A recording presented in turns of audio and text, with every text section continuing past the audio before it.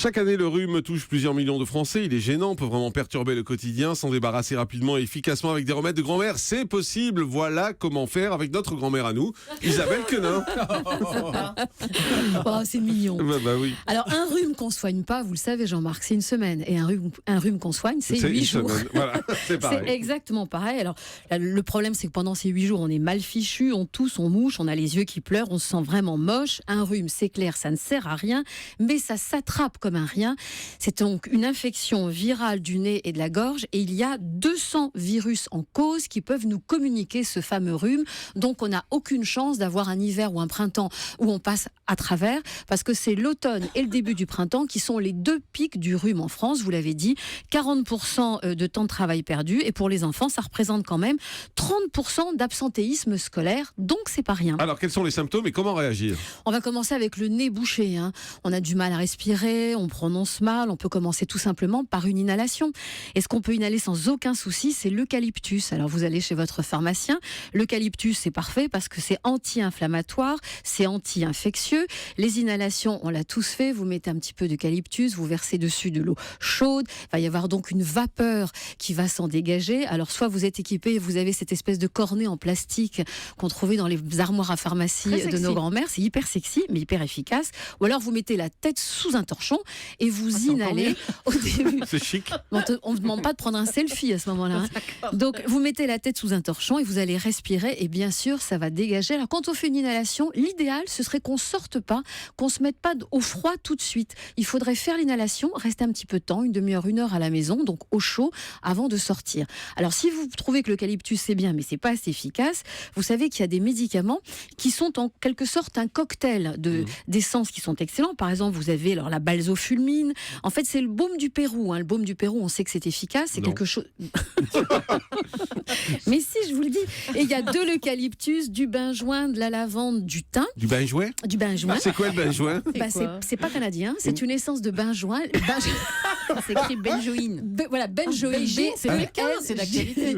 J-O-I-N. Vous allez respirer ça. Alors, vous avez la balsofulmine. Bon, il y avait aussi l'essence algérienne, le pérubor, tout ça. C'est exactement les remèdes de grand-mère en inhalation. C'est super efficace. Le problème du rhume, c'est qu'au bout d'un moment, s'il n'est pas bien soigné, il va vous tomber sur la gorge. Et là, on a la gorge qui commence à gratter. On va commencer à tousser. Alors, ce que vous pouvez faire, bien sûr, c'est des infusions, là, des tisanes à base de thym. Alors ça, d'une façon générale, vous pouvez le faire pendant tout l'hiver. Dès que vous vous sentez un petit peu patraque, vous prenez du thym. C'est excellent, c'est un antiseptique, anti-inflammatoire aussi. Vous en prenez une tasse, par exemple. Et puis, si vous êtes déjà, si vous commencez d'infusion. de thym, voilà, d'infusion de thym. Si vous sentez que ça commence à gratter un peu plus, vous en prenez 3 ou 4 tasses par jour, et c'est excellent. Excellent aussi. Docteur Ichou, je ne sais pas s'il est convaincu. Vous êtes convaincu ? Si, il est convaincu. Il rigole. Laissez-le répondre. Si, il est convaincu. Attends, je ne vais pas lui bougnetter sa chronique, il ne va pas bougnetter la mienne. Je ne bougnettrai pas la chronique. Donc, Isabelle, non, mais c'est des petits gestes qui peuvent aider, améliorer, mais comme elle l'a dit, c'est un virus. Ouais, donc, ce virus, il il peut surtout se compliquer. Il peut y avoir une surinfection bactérienne, il peut migrer dans la gorge ou dans les poumons, et là, on est obligé de passer à des traitements un peu plus puissants parce que ça ne marchera pas. Ça, c'est la base. On continue. Continuez. Gardez espoir. Un gargarisme. Je n'ai pas tout donné. Un gargarisme, on peut se gargariser 2 fois par jour avec du gros sel et du citron. Alors, le sel. Avec du gros sel ? Oui, mais c'est une cuillère à soupe de gros sel. Mais on se met le sel dans la bouche ? Voilà, alors, vous prenez un gargarisme. Vous prenez un verre d'eau chaude, pas bouillante bien sûr, ça va vous faire mal. Vous mettez dedans une cuillère à soupe de gros sel, vous rajoutez le jus d'un demi-citron, vous gargarisez, vous savez le bruit qu'on fait. Et après, vous recrachez.